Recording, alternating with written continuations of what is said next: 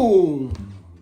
By accelerating, I caused a gravitational wave. I hope it doesn't disturb you.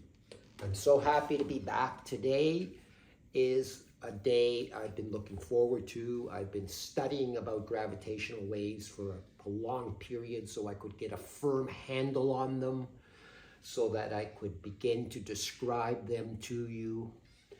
Let me begin with multi-messenger astronomy. When astronomy began, it was only light that was a messenger from the universe, and in fact only visible light. But as you know, visible light is only a tiny part of the electromagnetic spectrum. Since then, we've expanded to the very low energy radio waves up to X-ray and gamma wave astronomy. So the whole spectrum of electromagnetic radiation is now used to garner information of the universe. Subsequent to that, we used cosmic rays. Cosmic rays are high energy particles that are emitted during nuclear reactions and various things. So they also send information to the Earth that can be used to decipher what's going on in the universe. After that came the discovery of neutrinos and the development of neutrino laboratories, which are paradoxically built hundreds of miles under the Earth because neutrinos pass through everything and other things don't. So hundreds of miles under the Earth, only neutrinos would be seen, and that entered the neutrino, and thus entered the neutrino observatories. So we have three so far: cosmic rays, light, and neutrinos. The fourth big messenger, and very important messenger, that's sent from the universe to the Earth and to all observers, are gravitational waves. What the heck are gravitational waves? Gravitational waves are not easy to figure out. In fact, Newton's general theory, his field equations, aren't sufficient to determine gravitational waves. You have to go beyond the general theory. You have to use elements of the Riemann curvature tensor, which aren't even included in the general theory, but we'll get to that. What are gravity waves? Like anything else that can transmit energy, water waves, sound waves, electromagnetic waves, Einstein determined in 1916 that any accelerating mass, just like any accelerating electrical charge will emit electromagnetic waves, he determined that any accelerating mass will send off gravitational waves. The technical description of it is the second derivative of the quadrupole moment has to be positive. In other words, that's fancy talk for something is accelerating.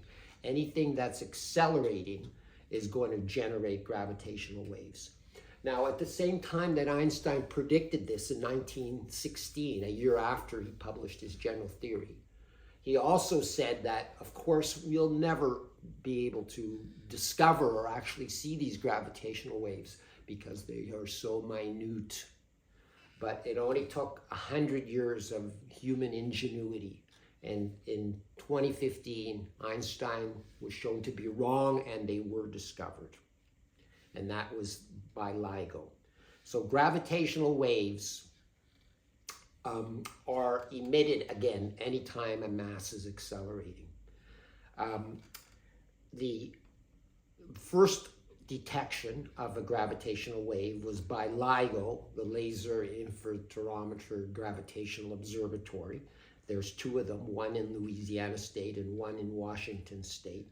And since gravitational waves, when they pass through space, will literally change the shape of space and cause it to vibrate or ripple, such that it will literally change the length of rulers. If you have two rulers oriented at right angles to each other, as a gravitational wave goes through, the length of one ruler will literally contract while the other expands, and it will oscillate back and forth, contracting and expanding in an oscillation that can actually be determined if you're able to build a ruler sensitive enough to detect these changes. And that's why Einstein didn't think it was possible, because the degree to which you have to measure these changes are minute, approximately 10 to the minus 22nd. So in other words, when the first gravitational wave was detected by LIGO, it changed the length of the respective 4-kilometer arms relative to each other by 1,000th the width of a proton. In other words, that was the amount of change in the ruler size. Something 4 kilometers long, the relative arms changed the length 1/1000th the width of a proton. If you were to carry that analogy to, for example, the distance from here to Alpha Centauri, which is the nearest star, it would change the distance between us and Alpha Centauri by the width of a hair. And that's what LIGO was able to detect. The success of LIGO wasn't the first success that Einstein's theory had. Of course, the first success led Russell Hulse and Joseph Taylor to win the Nobel Prize in 1993. And what they did was discover or see the first 2 binary pulsars. Now, binary pulsars are 2 neutron stars that are orbiting around each other. And they're pulsars because they're emitting radio waves that are extremely precisely timed, more exact than even atomic clocks. So they have an exact sign of what that pulsar is doing, because it in itself is a precise clock. They then measured the orbits of these 2 pulsars around each other over a period of a decade, really, and carefully calculated what was going on in the orbit. Now, gravitational waves, like water waves, sound waves, and electromagnetic waves, will generate and disperse, will emit and both linear and angular momentum and energy. In other words, it will give off energy. And because it's giving off energy, the orbits will decay. They get going around each other faster, they get closer together, and eventually they will collide. And Hulse and Taylor were able to determine and show that the decay they measured in the Hulse-Taylor binary was exactly what was predicted by Albert Einstein and the general theory. In other words, this was indirect evidence of the preciseness of the general theory. And in fact, in 2015, when the first gravity wave was detected, and that gravity wave was sorry, I'm writing at an angle like this, 150914. Now, why are these strange numbers being used? What does that all mean? Well, it's actually very simple. 150914 is September 14th, 2015. So gravity waves are named based on the day they arrive and are discovered, if you will. So the first gravity wave, again, was in September 14th, 2015. Thus, it's gravity wave 150914. And what 150914 found was that, and what it discovered was 2 binary black holes merging 1.3 billion light years away. So it happened, this merger, 1.3 billion light years ago, and took that long to travel that distance to get to us. And what it was 2 black holes, one of 29 solar masses and one of 36 solar masses merged. So 29 and 36 is 65. Yet the resulting black hole only had a mass of 62 solar masses. So you ask, what the heck happened to the other 3 solar masses? Those 3 solar masses of energy were dispersed to the universe in a fraction of a second, in the last moments when the black holes were spiraling into each other. For a fraction of a second, that black hole merger was emitting more energy than the rest of the universe combined, 50 times more energy than the rest of the universe combined for that 0.2 seconds just before the merger. So an enormous amount of energy is emitted. And of course, because it's 2 black holes that were merging, there was no light escaping. So nothing else escaped except for pure energy in the form of gravitational waves. So that was the first success of LIGO. Subsequently, now we have other gravitational wave telescopes. For example, Virgo is in Europe and Kagra is in Japan. And these, together with LIGO, are able to detect these events. Now, essentially, there's many things in the universe that will emit gravity waves. In fact, I've told you that me jumping into this picture emitted gravitational waves.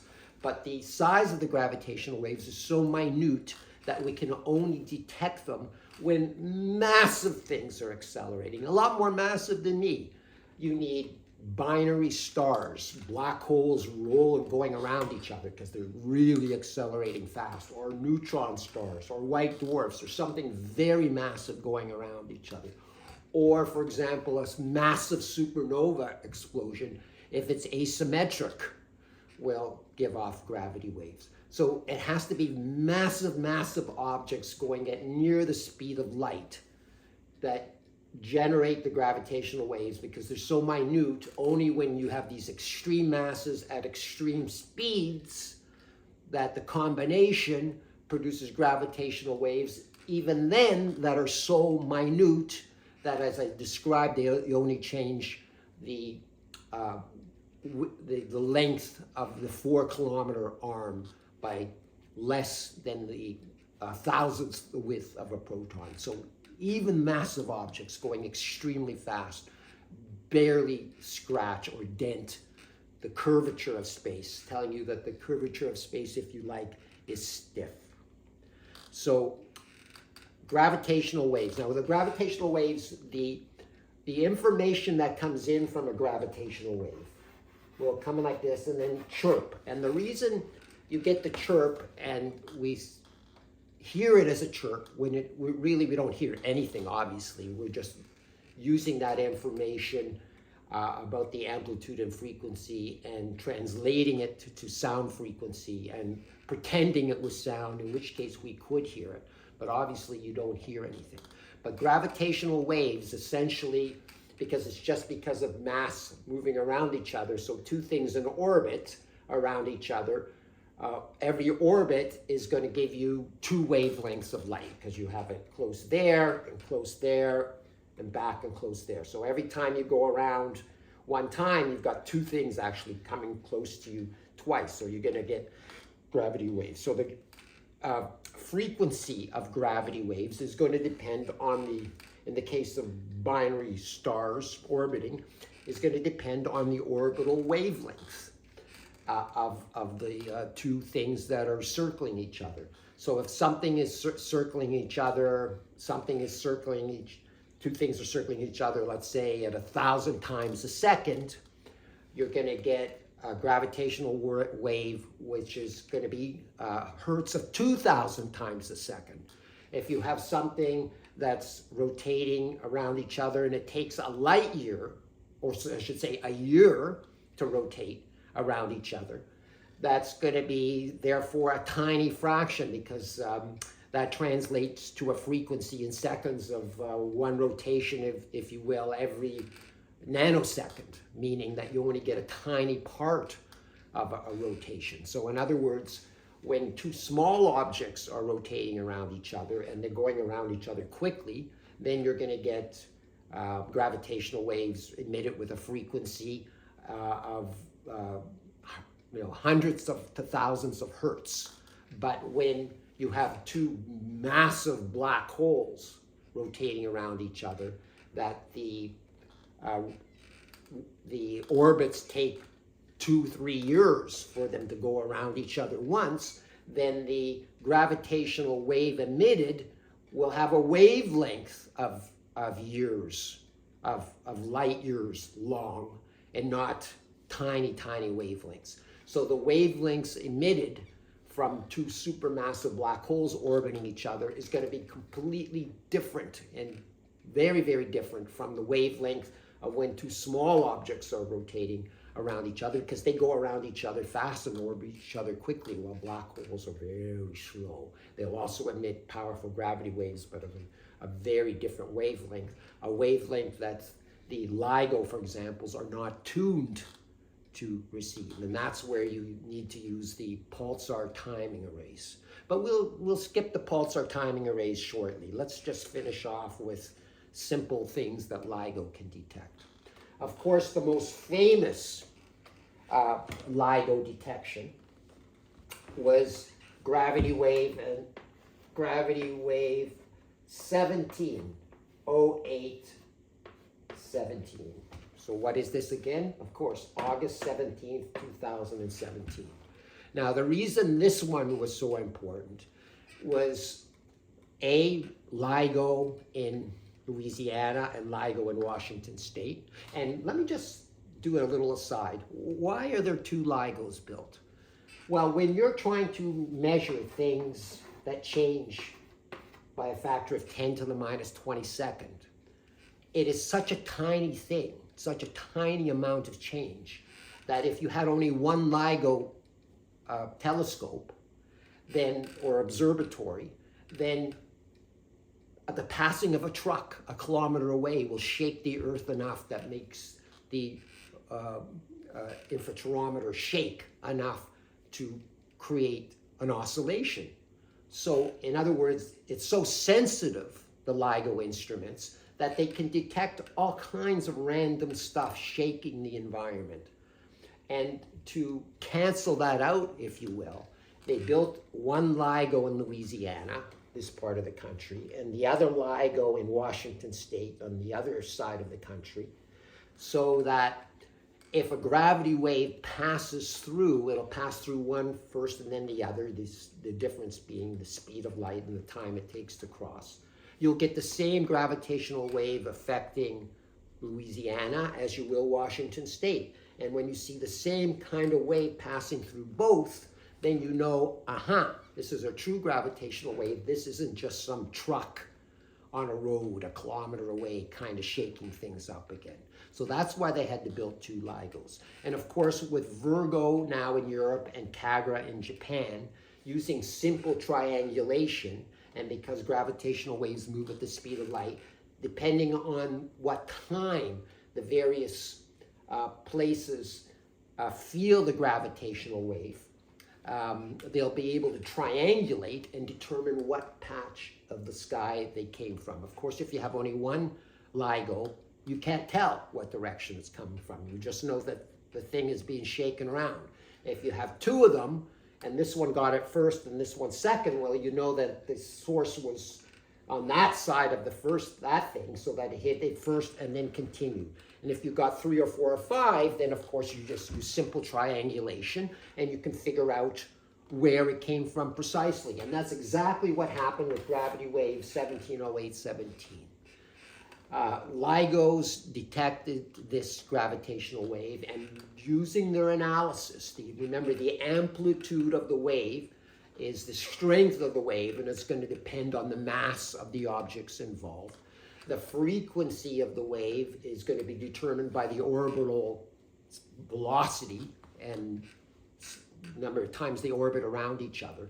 So by using some incredibly complex mathematics, again, so complex that the general theory doesn't even include it, because the general theory only includes things with the Ricci tensor, which doesn't tell you how the shape of things change. You have to use the Weyl tensor, which is a different part of the Riemannian curvature tensor, to determine what's going on. So in other words, even the general theories math is not complex enough to solve gravitational waves. That's how difficult the math of gravitational waves is, but that's an aside. Let's get back to gravity wave 170817. So when LIGO detected this, they knew after analysis that, oh, this is two neutron stars merging based on the amplitude and the frequency of the waves that came in.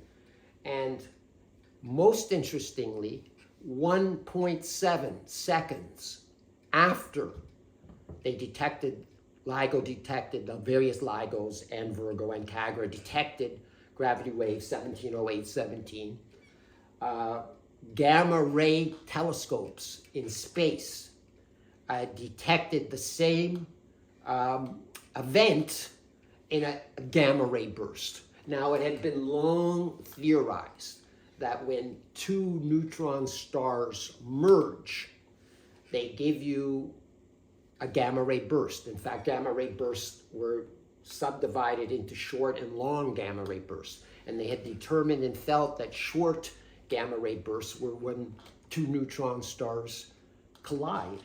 So this was a beautiful example of first the gravitational wave being detected, then 1.7 seconds later, the gamma ray optical telescopes in space detected a gamma ray burst from a kilonova, which is when two neutron stars collide. And then 10, 11 hours later was when light first reached the Earth. And in fact, the LIGO scientists were able to warn the astronomers around the world, hey, point your telescopes in this direction because sometime soon you're going to be seeing a flash of light. And sure enough, approximately 11 hours later, there was a flash of light observed, and that was the light of the supernova. So first came the gravitational wave, then the gamma ray burst, and then the interactions as the kilonova did its thing, produced the light, which was observed. Now, you may not know, and it's incredibly interesting, that for a while it was thought that the heaviest metals could only be produced by supernova explosions. But then more advanced physics and chemistry, they said, wait a second, that's not even going to be enough. In order for the heaviest of the heaviest metals to be produced, you needed neutron star collisions. In other words, all the gold, all the platinum, all the silver in the universe is produced by neutron star collisions. So GW 170817 was a fantastic experiment, if you will, because you saw the gravitational wave, then you saw the gamma ray burst, which showed that it was a kilonova, and then hours later you saw the light, and then for days and weeks later you follow this light in the sky, and using spectrographic methods you can see what is in the halo of this expanding kilonova, what is happening there. And of course they found all the signatures of gold and platinum. In fact, approximately 10 Earths of gold and platinum were produced in the GW 1708-17 collision. So this confirmed their theory of neutron stars colliding and forming gravitational waves.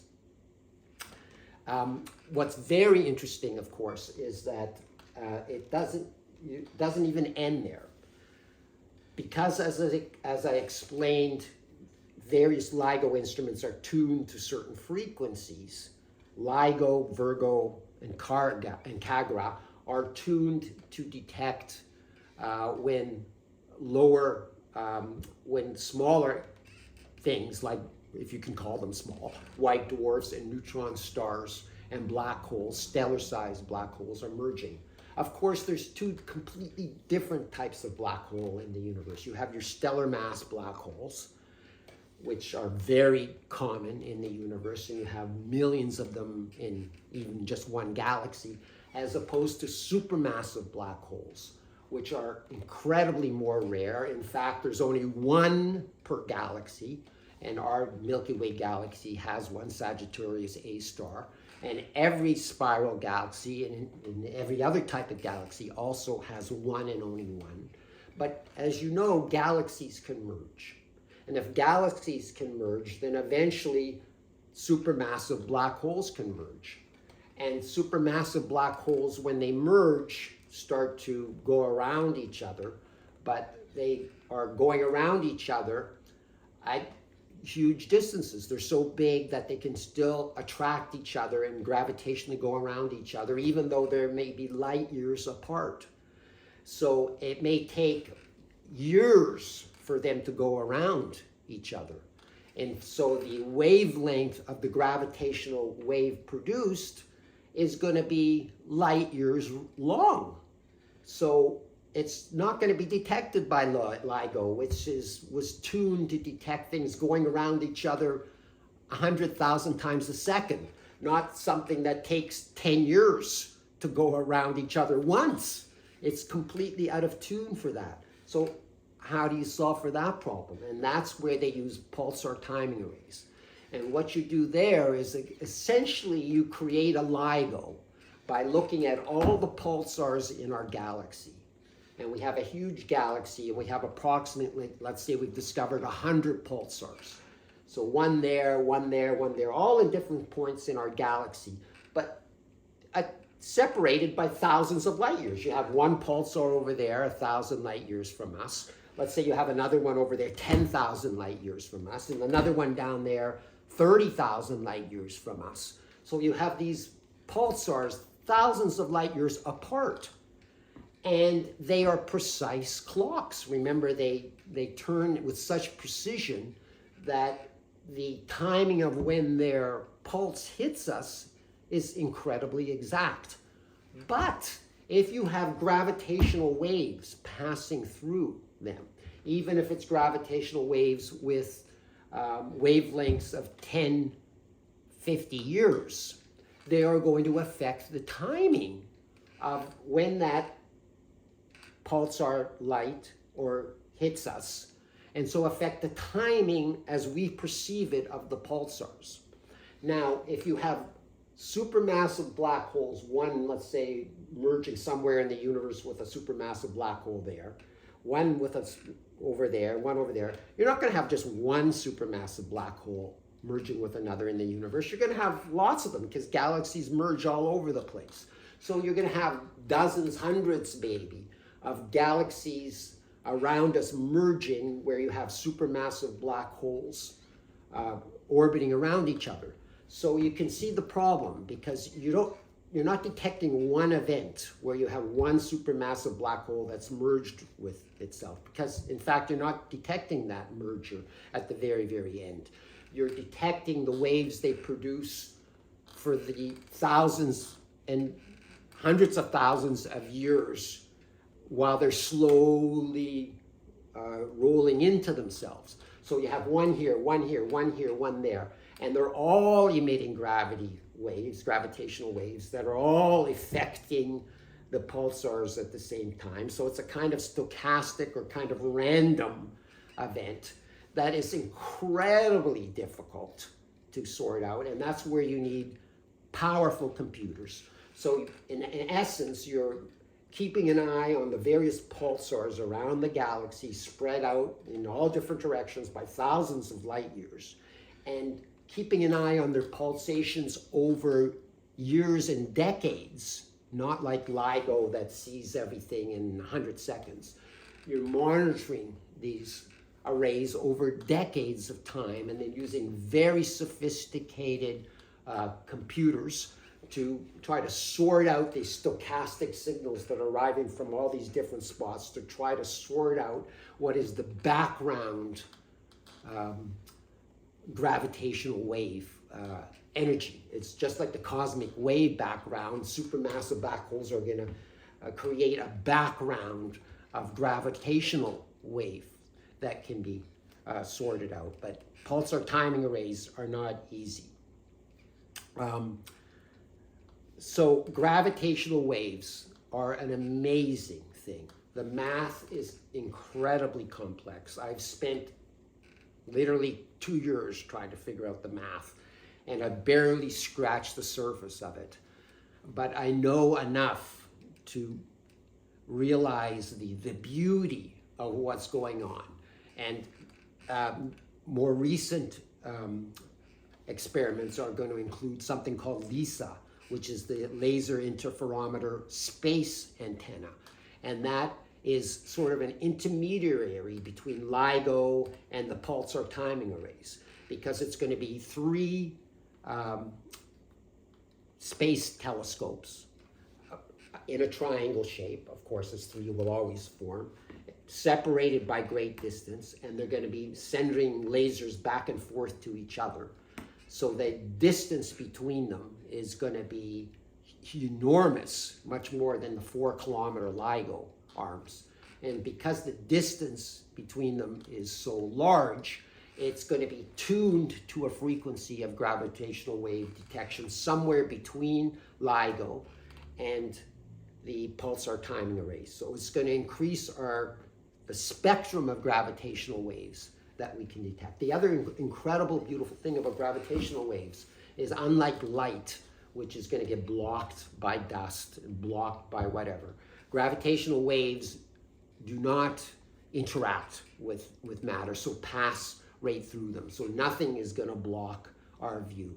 And in fact, we can use that principle to theoretically determine aspects of the Big Bang, because as you're aware, the cosmic microwave background is the first radiation that we can see coming out of the Big Bang, because prior to that, the Earth was opaque and light was just bouncing around within itself. And only after 300,000 years was the universe transparent enough that light could be emitted. But gravitational waves were emitted right from, obviously, day one, if you will, of the Big Bang, and would not have been obscured as the cosmic background wave radiation was. So gravitational waves can give us an insight into the Big Bang itself.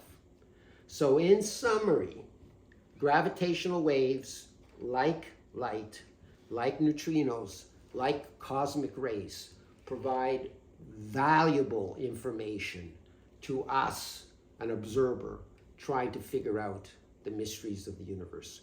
Gravitational waves, not to be ignored. Hope you enjoyed this. Subscribe to my channel, and I'll be back again soon with another one. Wah, wah, wah, wah.